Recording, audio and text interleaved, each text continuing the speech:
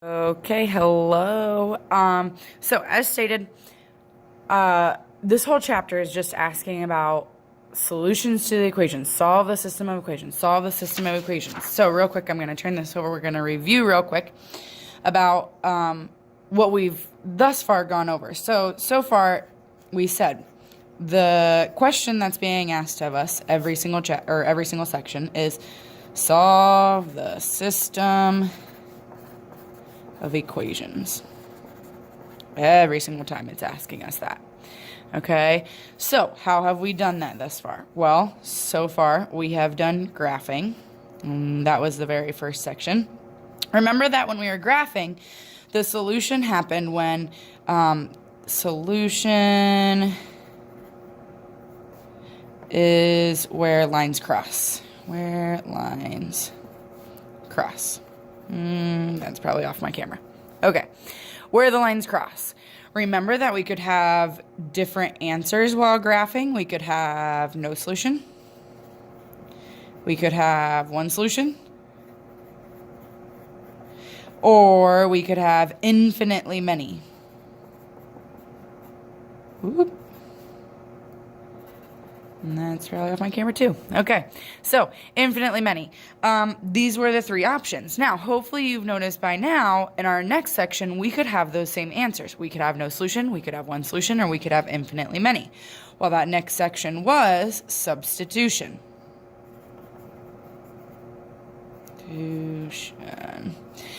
Remember when we were doing substitution, one equation must be x equals or y equals, because we had to be able to substitute that into the other equation. And if it wasn't like that, we just had to do that ourselves. Okay, but again, we could have this idea of one solution, no solution, or infinitely many solutions, even with substitution. Now, today we're going to add a new one. This is probably my favorite one, and honestly, is really usually the favorite throughout the classes, and that's elimination. So we'll learn elimination today, and then we'll actually do a second day on it tomorrow and up the complexity a little bit, but I don't think that it really gets too much harder. So flip it back over. So the word elimination has the word in it, eliminate, and that's what we want to do. We want to eliminate either the x value or the y value. That's the point in elimination. Well, how do we do that? We use addition of the equations to eliminate one of the variable terms. So then we just solve. So I want you to really notice is that we have our x's lined up. So here's my first equation, here's my second equation. We have our x's lined up. We have our y's lined up, equal signs, and our constants are all lined up. If they are not in the correct order like this, we have to make sure that they are. So we would have to like subtract the y or subtract the x or add the constant, whatever it may be. Okay, and from there, we are just adding the two equations together. Now, we're adding like terms. So 1x plus 3x would give me 4x. Negative 3y and positive 3y. There's our elimination. That's what we want to happen. Equals 7 plus 9 is going to be 16. And then from there, we're just solving for x. So I would divide by 4 and get x equals 4. But that's not good enough. We need to keep going. We need to find the point at which these two lines would intersect. So we need to take this x and plug it back into one of the equations. Now, it doesn't matter which equation. You just need to make sure that it's plugged back in. Okay? So I'm going to pick the first equation just because it's the first equation. So x is going to change to 4 minus 3y equals 7. And then I go about solving. So subtract my 4. Negative 3y equals 3, and then divide by a negative 3, and we get y equals negative 1. So we could really write that as a point, 4, comma, negative 1. And that's elimination. Easy as that. Now, what I do want you to notice is, our y's eliminated. Why did our y's eliminate? Why not our x's?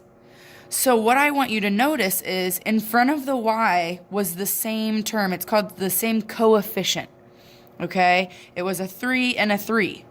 But what's special about those is one was negative and one was positive. That causes the elimination. We need that to happen. Okay? So right now I want you to pause the video. I want you to work on this next problem and then go ahead and work into questions 1 and questions 2. Okay? Once you have all of those, you can start the video again and check to see if you got the correct answers. Okay?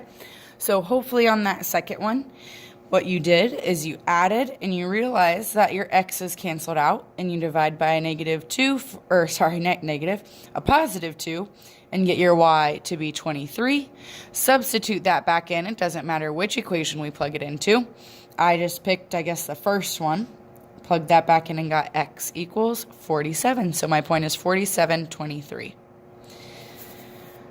That first example down below, when I added those together, my n's canceled out. I had 3m equals 3. And then I divided by 3 and got m equals 1. Substitute that back in. I did it into the second equation to show you that it does work. It doesn't matter which equation you pick. It does work for both.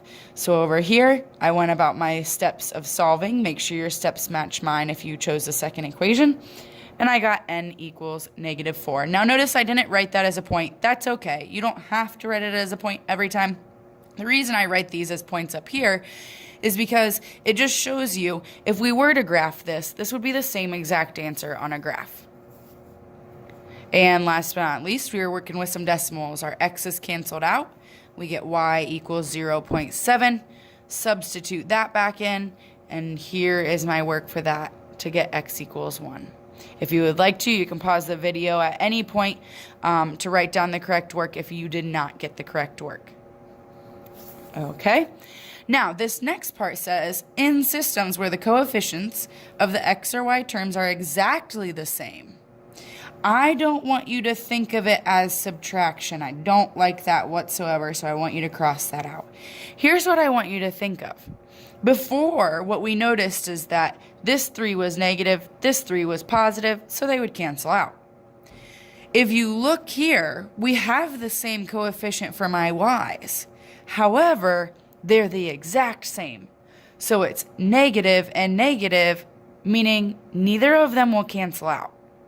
So my idea is this: distribute a negative through one of the equations. It doesn't matter which one you choose.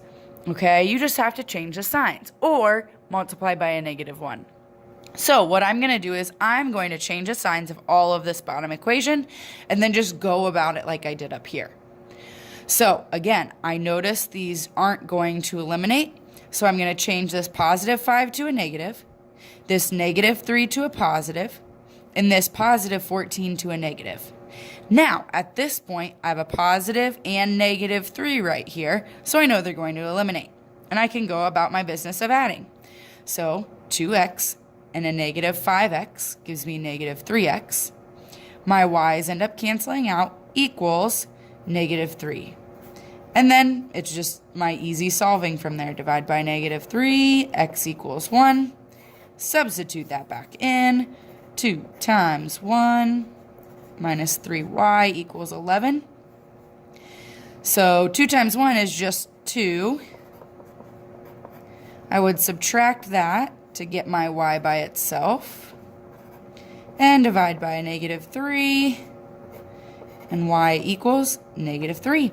So there's my point, 1, -3. So it's the exact same stuff. We're just changing a little bit different because we're just distributing that negative because these weren't going to eliminate. So go ahead, pause the video, and I would like you to work on example 3 and example 4 yourself. All right, for this last example, last couple examples, number 3, I distributed my negative through the bottom equation, and that actually changed all of my signs to negative. One common mistake that is made by my students in the past is that they forget to change the sign of this last one, or they forget to add these last two numbers. So be careful with those constants. Make sure you're changing the sign there as well as adding them. So when I added these together, I got 2a, my b's canceled out, equals -2, solved for a, plugged it back in, to the first equation, and I got b equals 4. For my second one, I kind of wanted to show you that it doesn't really matter which one you choose to make negative. So I distributed my negative through the top equation in my second one. I added together my x's and those canceled out. I added together my y's and got negative 5y, and my constants was a negative 12.5. Dividing by a negative 5, I got y equals 2.5. So it doesn't matter if you distribute your negative through the bottom or the top, you'll still get the correct answer. Now, when I went to plug that back in, I wanted to also show you it doesn't matter where you plug it into. You can plug it into this equation, you can plug it into this original equation, or you could even plug it into the equation of you changing the signs. So I did that. I wanted to show you, you can plug it into the equation of you changing the signs, and you still end up with the same answer as if you were plugging it into the original or the bottom equation that we haven't even messed with. Hopefully that makes a little bit of sense, and hopefully you're really liking it. If you have some questions, make sure that you're saving them or writing them down for tomorrow, because we will be spending another day on elimination, so I will have a chance to work with you on that. For the rest of class, though, you should be working on your homework independently. Thank you, and I'll see you tomorrow.